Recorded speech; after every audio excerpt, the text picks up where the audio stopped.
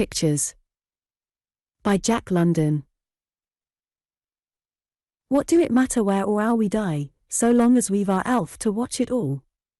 Sestina of the Tramp Royal. Perhaps the greatest charm of tramp life is the absence of monotony. In hobo land the face of life is pretty an ever-changing phantasmagoria, where the impossible happens and the unexpected jumps out of the bushes at every turn of the road. The hobo never knows what is going to happen the next moment, hence, he lives only in the present moment.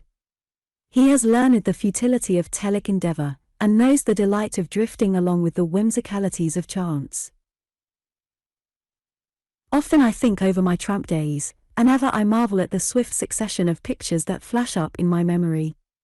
It matters not where I begin to think, any day of all the days is a day apart, with a record of swift-moving pictures all its own. For instance, I remember a sunny summer morning in Harrisburg, Pennsylvania, and immediately comes to my mind the auspicious beginning of the day set down with two maiden ladies, and not in their kitchen, but in their dining room, with them beside me at the table. We ate eggs, out of egg cups. It was the first time I had ever seen egg cups, or heard of egg cups. I was a bit awkward at first, I'll confess, but I was hungry and unabashed. I mastered the egg cup, and I mastered the eggs in a way that made those two maiden ladies sit up. Why, they ate like a couple of canaries, dabbling with the one egg each they took, and nibbling at tiny wafers of toast. Life was low in their bodies, their blood ran thin, and they had slept warm all night. I had been out all night, consuming much fuel of my body to keep warm, beating my way down from a place called Emporium, in the northern part of the state. Wafers of toast. Out of sight. But each wafer was no more than a mouthful to Minnie, no more than a bite. It is tedious to have to reach for another piece of toast each bite when one is potential with many bites. When I was a very little lad, I had a very little dog called Punch. I saw to his feeding myself. Someone in the household had shot a lot of ducks, and we had a fine meat dinner. When I had finished, I prepared Punch's dinner, a large plateful of bones and tidbits. I went outside to give it to him. Now it happened that a visitor had ridden over from a neighboring ranch, and with him had come a Newfoundland dog as big as a calf. I set the plate on the ground. Punch wagged his tail and began. He had before him a blissful half-hour at least. There was a sudden rush. Punch was brushed aside like a straw in the path of a cyclone, and that Newfoundland swooped down upon the plate. In spite of his huge maw he must have been trained to quick lunches, for, in the fleeting instant before he received the kick in the ribs I aimed at him, he completely engulfed the contents of the plate. He swept it clean. One last lingering lick of his tongue removed even the grease stains. As that big Newfoundland behaved at the plate of my dog Punch, so behaved I at the table of those two maiden ladies of Harrisburg. I swept it bare. I didn't break anything, but I cleaned out the eggs and the toast and the coffee. The servant brought more, but I kept her busy, and ever she brought more and more. The coffee was delicious, but it needn't have been served in such tiny cups. What time had I to eat when it took all my time to prepare the many cups of coffee for drinking? At any rate, it gave my tongue time to wag. Those two maiden ladies, with their pink and white complexions and grey curls, had never looked upon the bright face of adventure. As the Tramp Royal would have it, they had worked all their lives on one same shift. Into the sweet scents and narrow confines of their uneventful existence I brought the large airs of the world, freighted with the lusty smells of sweat and strife, and with the tangs and odors of strange lands and soils. And right well I scratched their soft palms with the callus on my own palms, the half-inch horn that comes of pull and haul of rope and long and arduous hours of caressing shovel handles. This I did, not merely in the braggadocio of youth, but to prove, by toil performed, the claim I had upon their charity.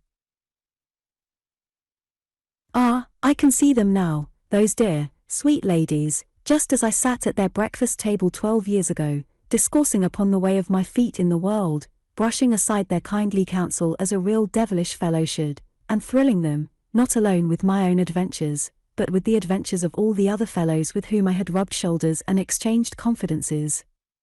I appropriated them all, the adventures of the other fellows, I mean, and if those maiden ladies had been less trustful and guileless, they could have tangled me up beautifully in my chronology.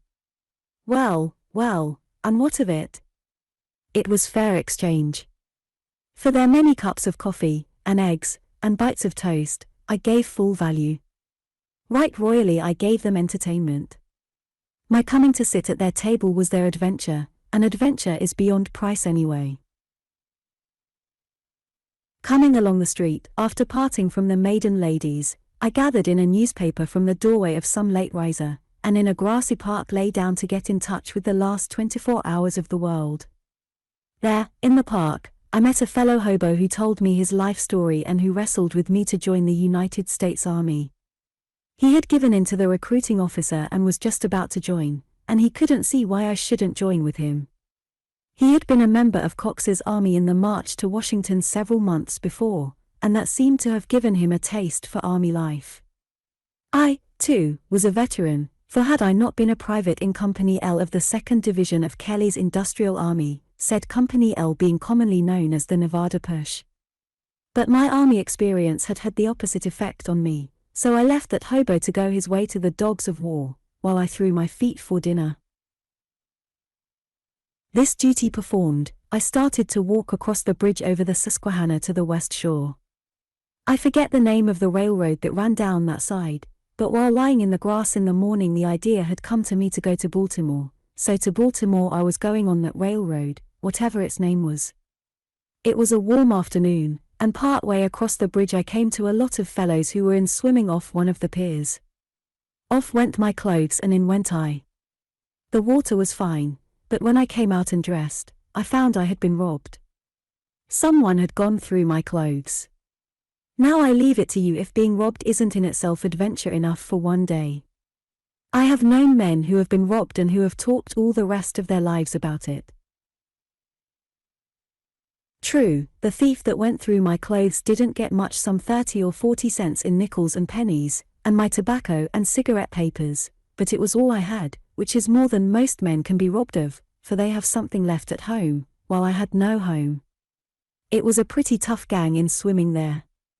I sized up, and knew better than to squeal.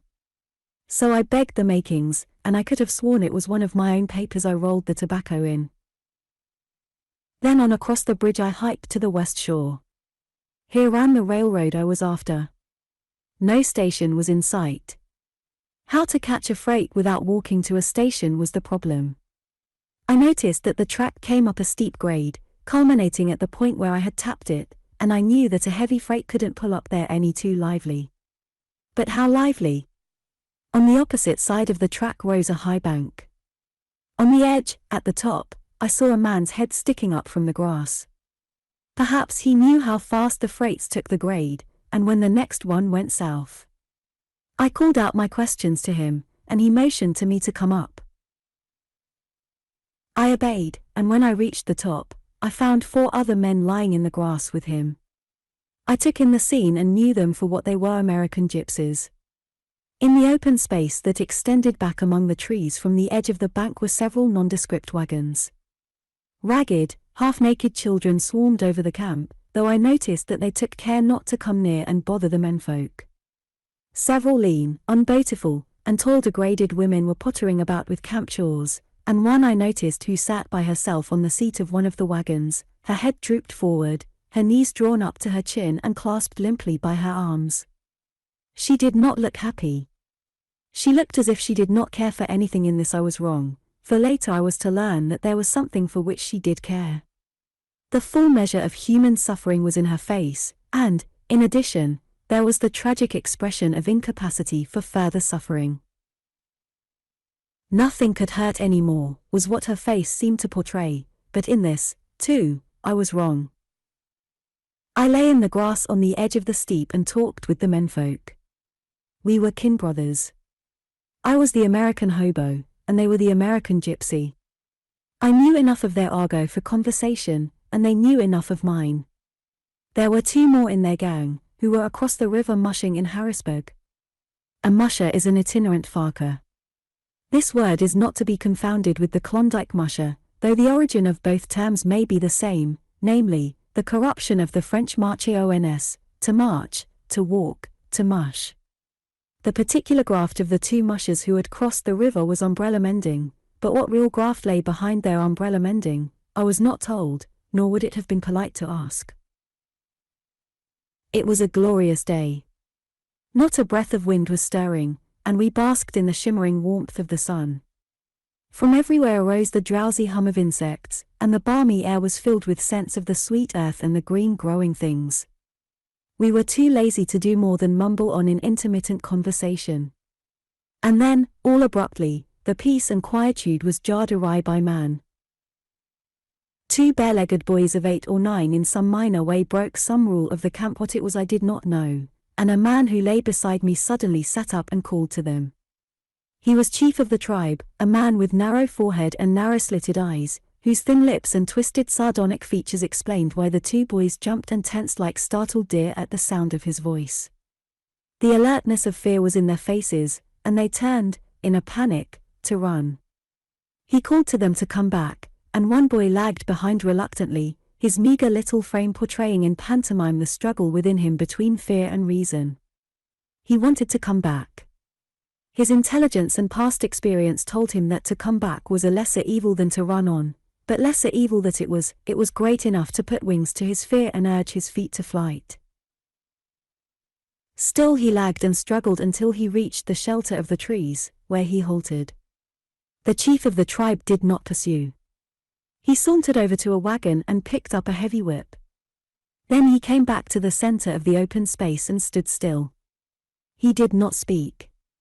He made no gestures. He was the law, pitiless and omnipotent. He merely stood there and waited. And I knew, and all knew, and the two boys in the shelter of the trees knew, for what he waited. The boy who had lagged slowly came back. His face was stamped with quivering resolution. He did not falter. He had made up his mind to take his punishment. And mark you, the punishment was not for the original offense, but for the offense of running away. And in this, that tribal chieftain but behaved as behaves the exalted society in which he lived. We punish our criminals, and when they escape and run away, we bring them back and add to their punishment. Straight up to the chief the boy came, halting at the proper distance for the swing of the lash. The whip hissed through the air, and I caught myself with a start of surprise at the weight of the blow. The thin little leg was so very thin and little. The flesh showed white where the lash had culled and bitten, and then, where the white had shown, sprang up the savage welt, with here and there along its length little scarlet oozings where the skin had broken.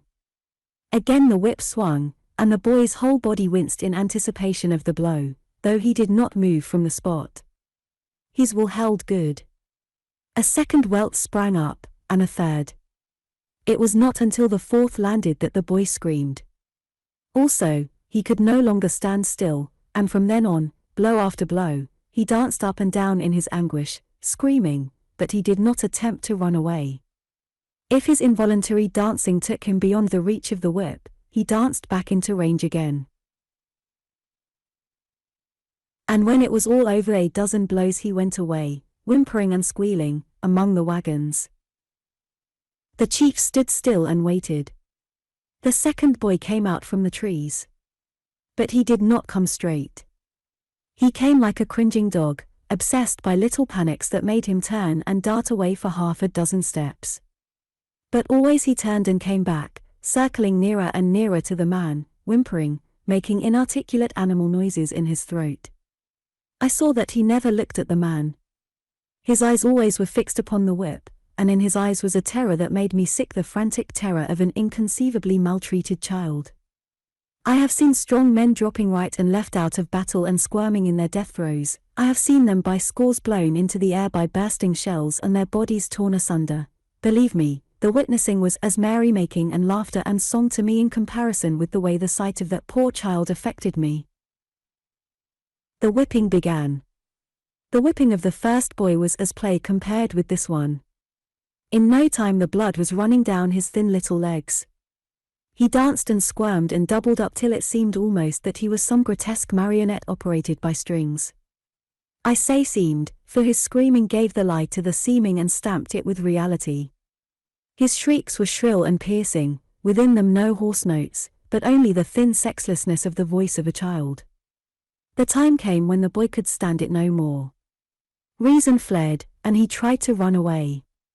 But now the man followed up, curbing his flight, herding him with blows back always into the open space. Then came interruption. I heard a wild smothered cry.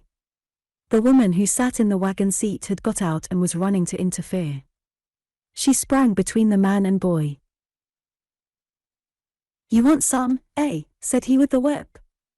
"All right, then." He swung the whip upon her. Her skirts were long, so he did not try for her legs. He drove the lash for her face, which she shielded as best she could with her hands and forearms, drooping her head forward between her lean shoulders, and on the lean shoulders and arms receiving the blows. Heroic mother! She knew just what she was doing. The boy, still shrieking, was making his getaway to the wagons. And all the while the 4 men lay beside me and watched and made no move. Nor did I move, and without shame I say it, though my reason was compelled to struggle hard against my natural impulse to rise up and interfere. I knew life. Of what use to the woman, or to me, would be my being beaten to death by 5 men there on the bank of the Susquehanna? I once saw a man hanged, and though my whole soul cried protest, my mouth cried not. Had it cried, I should most likely have had my skull crushed by the butt of a revolver, for it was the law that the man should hang. And here, in this gypsy group, it was the law that the woman should be whipped. Even so, the reason in both cases that I did not interfere was not that it was the law, but that the law was stronger than I. Had it not been for those 4 men beside me in the grass, right gladly would I have waded into the man with the whip. And, barring the accident of the landing on me with a knife or a club in the hands of some of the various women of the camp, I am confident that I should have beaten him into a mess. But the 4 men were beside me in the grass. They made their law stronger than I. Oh, believe me, I did my own suffering. I had seen women beaten before, often, but never had I seen such a beating as this. Her dress across the shoulders was cut into shreds. One blow that had passed her guard had raised a bloody welt from cheek to chin. Not 1 blow, nor 2, not 1 dozen, nor 2 dozen, but endlessly, infinitely, that whiplash smote and curled about her. The sweat poured from me, and I breathed hard, clutching at the grass with my hands until I strained it out by the roots.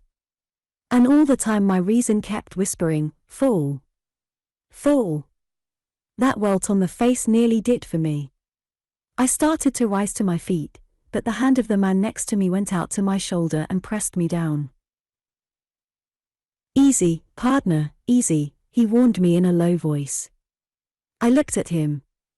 His eyes met mine unwaveringly. He was a large man, broad-shouldered and heavy-muscled, and his face was lazy, phlegmatic, slothful, withal kindly, yet without passion, and quite soulless, a dim soul, unmalicious, unmoral, bovine, and stubborn. Just an animal he was, with no more than a faint flickering of intelligence, a good-natured brute with the strength and mental caliber of a gorilla. His hand pressed heavily upon me, and I knew the weight of the muscles behind. I looked at the other brutes, 2 of them unperturbed and incurious, and one of them that gloated over the spectacle, and my reason came back to me, my muscles relaxed, and I sank down in the grass. My mind went back to the 2 maiden ladies with whom I had had breakfast that morning. Less than 2 miles, as the crow flies, separated them from this scene. Here, in the windless day, under a beneficent sun, was a sister of theirs being beaten by a brother of mine. Here was a page of life they could never see, and better so, though for lack of seeing they would never be able to understand their sisterhood, nor themselves, nor know the clay of which they were made. For it is not given to woman to live in sweet-scented, narrow rooms, and at the same time be a little sister to all the world. The whipping was finished, and the woman, no longer screaming, went back to her seat in the wagon. Nor did the other women come to her just then. They were afraid. But they came afterward, when a decent interval had elapsed. The man put the whip away and rejoined us, flinging himself down on the other side of me. He was breathing hard from his exertions. He wiped the sweat from his eyes on his coat sleeve, and looked challengingly at me. I returned his look carelessly. What he had done was no concern of mine. I did not go away abruptly. I lay there half an hour longer, which, under the circumstances, was tact and etiquette. I rolled cigarettes from tobacco I borrowed from them, and when I slipped down the bank to the railroad, I was equipped with the necessary information for catching the next freight bound south. Well, and what of it? It was a page out of life, that's all, and there are many pages worse, far worse, that I have seen. I have sometimes held forth, facetiously, so my listeners believed, that the chief distinguishing trait between man and the other animals is that man is the only animal that maltreats the females of his kind. It is something of which no wolf nor cowardly coyote is ever guilty. It is something that even the dog, degenerated by domestication, will not do. The dog still retains the wild instinct in this matter, while man has lost most of his wild instincts, at least, most of the good ones. Worse pages of life than what I have described. Read the reports on child labor in the United States, East, West, North, and South, it doesn't matter where, and know that all of us, profit-mongers that we are typesetters and printers of worse pages of life than that mere page of wife beating on the Susquehanna. I went down the grade 100 yards to where the footing beside the track was good. Here I could catch my freight as it pulled slowly up the hill, and here I found half a dozen hobos waiting for the same purpose. Several were playing 7-up with an old pack of cards. I took a hand. A coon began to shuffle the deck. He was fat, and young, and moon-faced. He beamed with good nature. It fairly oozed from him. As he dealt the first card to me, he paused and said, "Say, Bo, ain't I done seen you before?" "You sure have," I answered. "And you didn't have those same duds on, either."